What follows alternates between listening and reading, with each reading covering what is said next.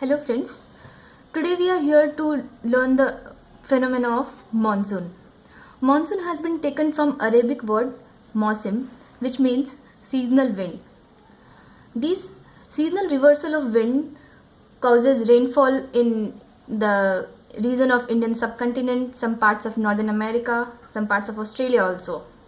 For most part of the time, it was believed that monsoon is caused due to the differential heating of land and sea.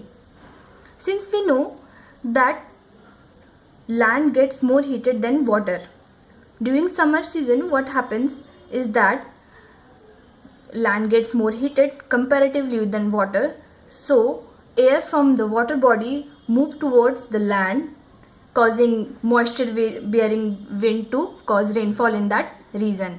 And this is what happens in the region of India.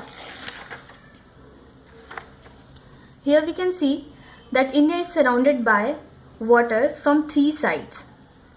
In the month of June and July, since Tropic of Cancer almost divides India in two parts, the most part of India lies in the tropical zone, so it gets more heat. The climate is hot and humid. So what happens is that the region gets heated and the wind from high pressure zone moves to the low pressure zone, causing rainfall in this area. But this explains the reason just in this Indian subcontinent. This theory doesn't explain how this reversal happens in the other regions of the world. To understand this, we have to understand few things, and one of them is the phenomena of planetary winds. Here I have a map of the world, and we can see that it has been drawn to make you understand the phenomena of planetary winds. What are planetary winds? Planetary winds are just permanent winds blowing in response to the planetary distribution of pressure. How come? Let us understand. In this region, this is the equator, 0 degree latitude. At the equator, a very low pressure zone develops, while at the tropical region there is high pressure zone. So the wind blows from high pressure zone to low pressure zone. Same happens in the southern hemisphere. The wind blows from high pressure zone to low pressure zone. Since the wind should blow simply from north to south in northern hemisphere and south to north in southern hemisphere, but due to Coriolis effect, the wind deflects to its left in the southern hemisphere and to its right in the northern hemisphere. And what is Coriolis force? It is just the force which is produced due to the rotation of the earth. Now these two winds blowing from the north and the south converges at the equator and rises. We know that convergence wind tend to rise. They rises and create a further low pressure zone.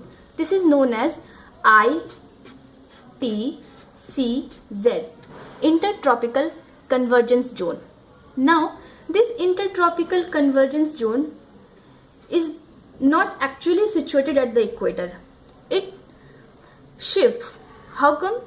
During the summer season in the northern hemisphere, the sun shines vertically on the Tropic of Cancer. So this intertropical convergence zone shifts toward Tropic of Cancer. Now here we can see that during summer season, since intertropical convergence zone shifts towards Tropic of Cancer, it causes the northeast trade winds to confine more to its northern region. However, this southeast trade winds has to cross the equator and then reach to intertropical convergence zone, which is almost at the Tropic of Cancer. Since the southeast trade wind has to cross the equator, it gets deflected, and while it is flowing to this direction, when it crosses the equator, it gets deflected and makes the landfall on the Kochi region in the month of the June, and thus explaining the phenomena of monsoon. Again, when the monsoon proceeds and the winter approaches, what happens is that this ITCZ zone shifts towards the southern hemisphere at the Tropic of Capricorn. So now what happens is that this southeast trade winds gets confined to this region only, but this northeast trade winds has to cross the equator to get to this region, and then this gets further deflected and then causing the northeast monsoon.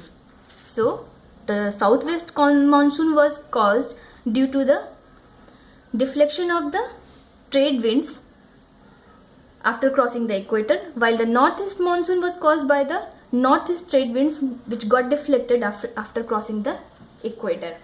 There are further such phenomena such as El Nino, Southern Oscillation.